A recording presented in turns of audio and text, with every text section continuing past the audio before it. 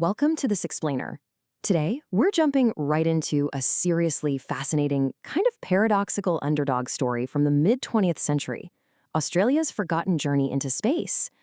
And what makes this story so incredibly compelling isn't just the rockets themselves, it's the stark contrast between the players involved. On one side, you've got top-tier, well-funded government scientists, and on the other, a scrappy group of university students, both of them, racing toward the stars. So let me ask you a question. Which was Australia's first satellite? If you ask a space historian, you're actually going to get a bit of a riddle in response, because depending on whether you mean the first one to physically launch into space or the first one conceived and built down on the ground, you get two completely different answers.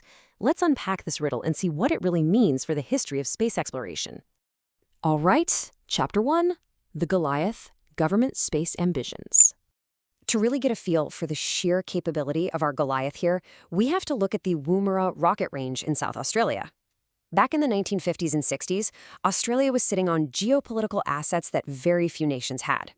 We're talking massive, massive tracts of uninhabited land, absolutely pristine tracking conditions, and super deep cooperation with both Britain and the US.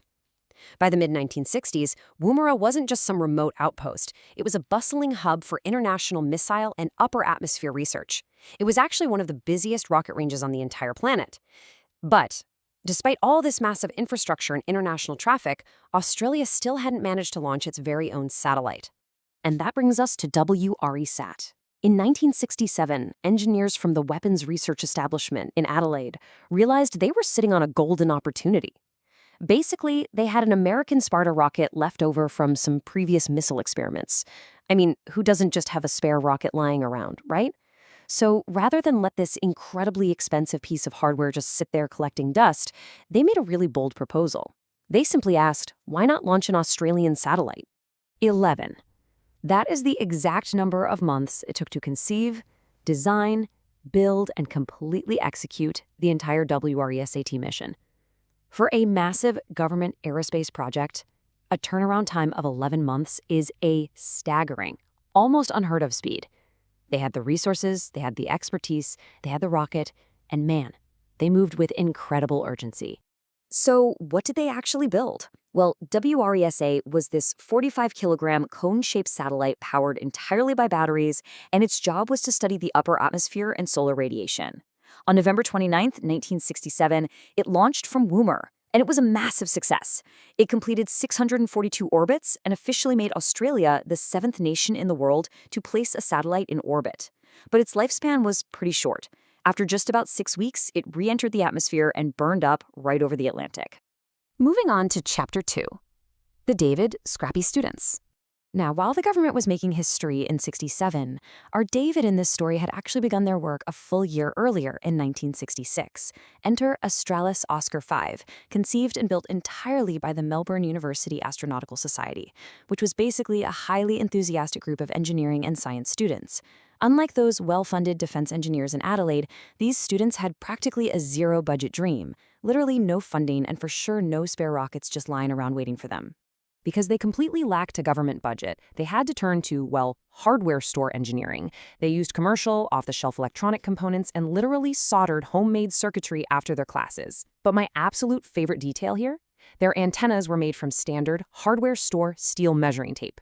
Since solar panels were way too expensive, they just relied on standard chemical batteries. The end result was this tiny, ingenious little box that weighed a mere 18 kilograms. But hey, do not let the measuring tape fool you. These guys introduced some highly elegant innovations. To keep the satellite properly aligned in space without using heavy, super expensive thrusters, they used passive magnetic attitude stabilization. Basically, they used permanent magnets to align the spacecraft with the Earth's magnetic field, which is just an incredibly lightweight, brilliant hack. Secondly, because they were relying on a finite chemical battery, they engineered this unprecedented remote command capability. That allowed operators on the ground to actually switch transmitters on and off, just to conserve power. Which brings us to Chapter 3, A Tale of Two Spacecraft. Okay, so here is the core mystery of this whole explainer. The students actually finished building Australis Oscar V before RaySat was even completed, but they were missing one absolute necessity, a ride to space. Several launch opportunities for the students just totally collapsed. Meanwhile, the RaySat team had that spare rocket fueled up and ready to go, So, in November 1967, RaySat launched and claimed the historic title of Australia's first satellite in space. The students? They had to wait it out until NASA finally stepped in and launched their satellite in January 1970. When you put these two missions side by side, the irony is just stunning.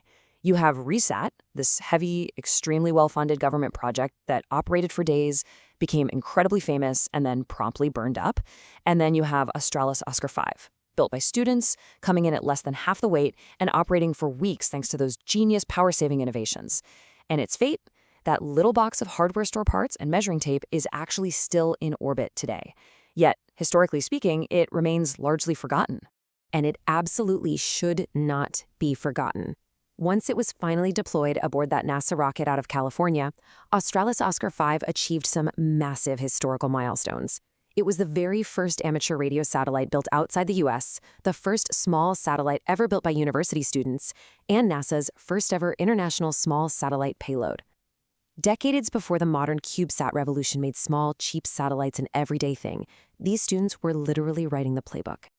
Let's wrap things up with Chapter 4, The Great What If. Despite the brilliant, undeniable triumph of WESAT in 1967, the momentum just came to a totally sobering halt. There was never a WESAT 2. The Australian government actively chose not to pursue a continuing national satellite program. And by walking away, they completely missed this critical window to develop a domestic satellite industry and dedicated launch vehicles. They step back decades before nations like South Korea or India emerge as the major space powerhouses we know today. Space historian Carrie Doherty kind of hits the nail on the head here.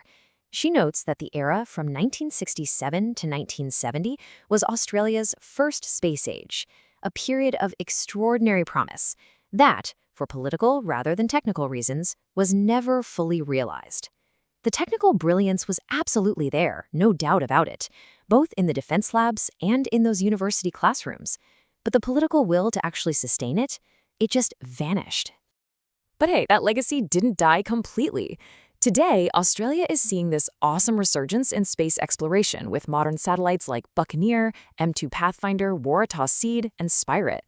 Australia's space story didn't just magically begin with the creation of the modern space agency back in 2018. It started with those pioneering engineers at Woomera and that scrappy group of Melbourne students soldering circuits after class. Today's modern satellites are proudly standing right on the foundations laid by both the Goliath and the David of the 1960s. Which brings us right back to the ultimate what-if of Australia's first space age. We know what defense scientists could pull off with a spare rocket in just 11 months.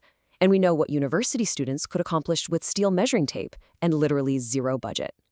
If that momentum hadn't been halted in 1970, if those pioneers had just been continuously supported, what could Australian space engineering have actually become? It's a pretty wild piece of history to think about. Thanks so much for joining me on this explainer, and remember to always keep questioning the history behind the tech we rely on today.